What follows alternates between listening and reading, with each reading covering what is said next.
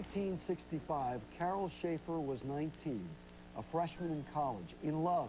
She was also pregnant. She was quietly packed off to a Catholic home for unwed mothers, where she gave birth to a baby boy.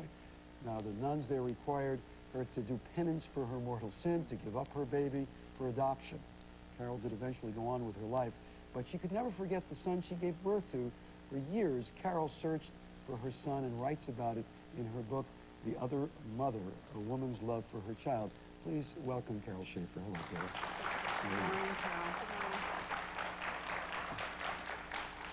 Carol. This had to be, I don't know if the book is tougher or the experience was tougher, because you had to relive everything when you went through this. We said something, and I guess it's accurate. In 1965, you were in love. Yes. You were in love. Yes. You got pregnant. Take us for the moments after that, when you knew you were pregnant. What happened? Well, we were absolutely terrified.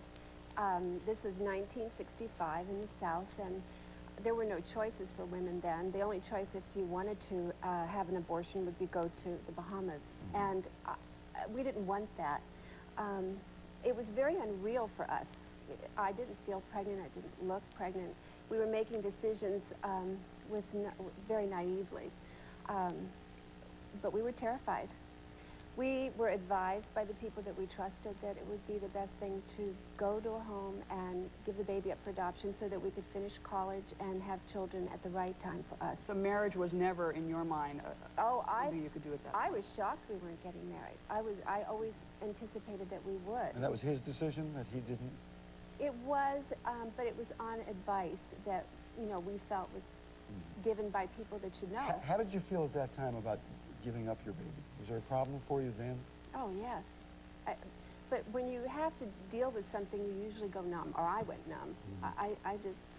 Let everybody else call the shots. I had to, I think.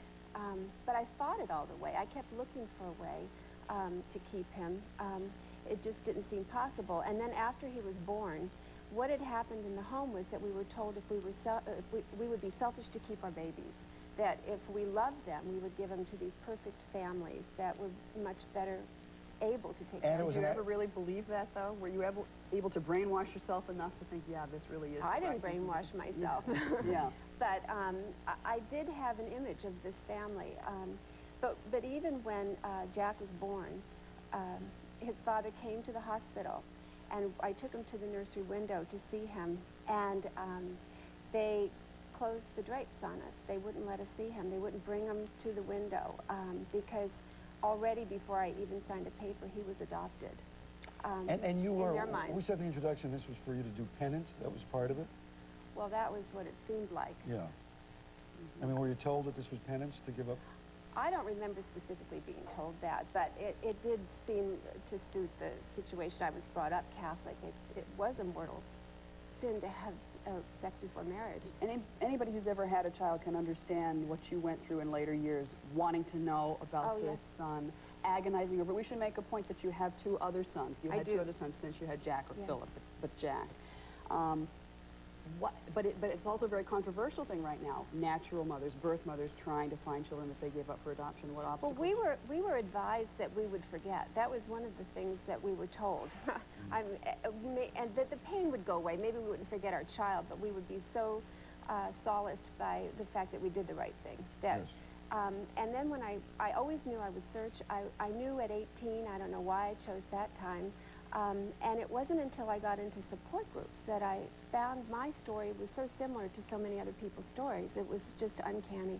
And even people's response to the book is saying the same thing. You're telling my story. I was in tears reading this last night. Oh, well, you did search. There were reasons, there were medical reasons, along with the emotional reasons that you wanted to find your son. And eventually you did. We would like to right now bring out your son, his adoptive mother. Here's Jack Ryan and Rosemary Renberg. Good morning, Jack. Good morning, Jack. How are you? Nice to see you. Hello, Rosemary. How are you? You always knew from the time you were very little that you were adopted. That was never, you never chose to keep that a secret. No. And did that make you feel special, different? Did it make you wonder at all? Oh, I had curiosities, but it never ruined my life at all. I didn't dwell on And Rosemary, were you, as we have heard some adoptive mothers say, that there's always that slight fear that the other shoe will drop somewhere, some connection will be made. You might lose the love of your son. Did you go through any of this? No, not really. I always expected that I would like to find his birth mom, even if he didn't. I just wanted to thank her. When the phone rang and it was Carol on the other end, though, as much as you had wanted to thank her for this wonderful child and all of the love that you'd had for so many, did your heart sink a little bit? Did you wonder what her motives were? No, it was, well, it was very unexpected and a very inopportune moment. I was in bed, dying of the flu. And so but we talked for 3 hours, and it was kind of a very exciting Did you tell experience. Jack? Did you tell Jack? Oh, sure. Jack, what was your reaction? To the call? Yeah. I was very surprised, actually. I had received letters before, and we had exchanged pictures. But the actual talking to my birth mother, it didn't come into my mind until that moment, actually. One thing I'd like to get at is you have said that you're glad this didn't happen earlier in your life, that you're glad you're 18, 19 years old when, yeah, because it might have been too confusing to handle at a younger age. How old were you at that time? I was 19. 19. How old are you now? I'm 25. And you have? 2 children? Yeah, we're talking about One on kiddos the way. lived a little bit, another one on the way in. And one thing, Carol, that you agonized over was how your 2 children would feel about this. So when you finally told them that you had found Jack, what did they say? You didn't say his name was Jack. Gee, maybe he's John Elway, Well, Mom. Wouldn't that be cool? I love that. I think that is so cute. And you feel that they are your half brothers, Yes, right? So you I feel do. connected to them. Yes.